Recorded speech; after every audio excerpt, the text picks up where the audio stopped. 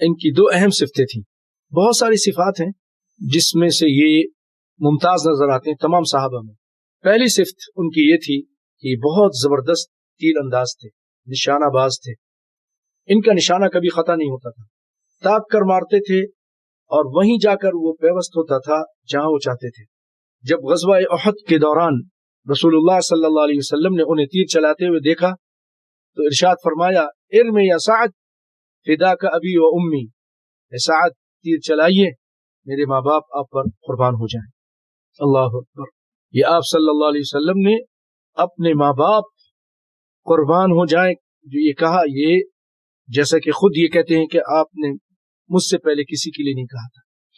اور یہ بہت بڑی بات ہے، بہت بڑا شرف ہے کہ آپ صلی اللہ علیہ وسلم یہ کہیں کہ میرے ماں باپ تم پر قربان ہو جائیں.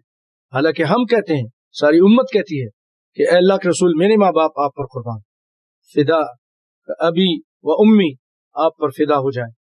وہاں آپ صلی اللہ علیہ وسلم اس صحابی سے کہہ رہے ہیں تو اس کا کیا مقام ہوگا، آپ سوچیے.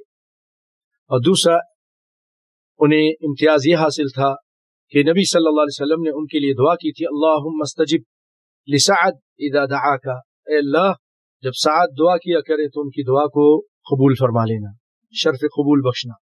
اور آپ نے یہ بھی فرمایا تھا ان کے بارے میں اللہم استجب دعوتہ وسدد رمیتہ، الہی ان کی دعا قبول کر اور ان کے تیر کو سیدھا رکھنا.